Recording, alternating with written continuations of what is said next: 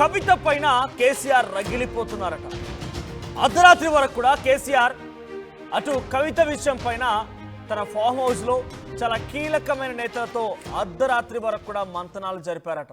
అసలు ఎందుకు ఇలా చేసింది, ఏం తక్కువ చేశాను, తనకి ఎంపీగా గెలిపించాను, ఆ తర్వాత ఓడిపోయిన ఎమ్మెల్సీగా కూడా పదవి ఇచ్చాను, లిక్కర్ స్కామ్లో అరెస్ట్ అయితే ఎంతో ఖర్చు పెట్టి సీనియర్ లాయర్లను కూడా పెట్టి జైలు నుంచి విడిపించాను, ఇంత చేసినా నాకు బదులుగా నా పార్టీ ఉంటే ఎంత పోతే ఎంత అని చెప్పి చాలా ఈజీగా మాట్లాడింది కవిత. అసలు కవితకి ఏమైంది?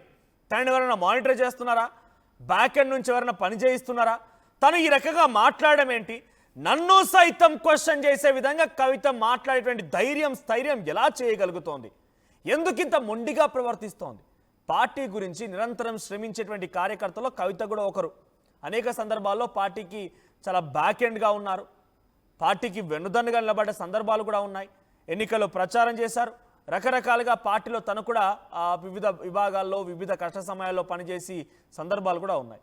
అటువంటి కవిత నిజంగా ఒక రకంగా చెప్పాలంటే తెలంగాణ వచ్చిన తర్వాత బతుకమ్మ అంటే కవిత, కవిత అంటే బతుకమ్మ అనే రకంగా కూడా కేసీఆర్ ఒక రకంగా ప్రమోట్ చేసే ప్రయత్నం చేశారు. ఎక్కడికి పోయినా కవితక్కనే బతుకమ్మ ఆడాలి, కవితనే ఇంకేదైనా పని చేయాలి, కవితనే ఇంకేదైనా చేయాలంటే కార్యకర్తల్లో కానివ్వండి, అక్క అని సంబోధించే విధంగా కార్యకర్తల్లో, కవితమ్మ అని సంబోధించే విధంగా నాయకుల్లో, బతుకమ్మ అని సంబోధించే విధంగా ప్రజల్లో ఒక బ్రాండ్ అయితే కేసీఆర్ తనకు తీసుకొచ్చేటువంటి ప్రయత్నం చేశాడనేది మాత్రం ప్రతి ఒక్కరు ఒప్పుకోవాల్సిందే.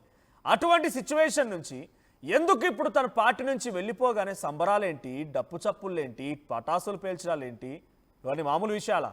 సో కవిత ఎందుకు ఇలా చేయాల్సి వచ్చింది?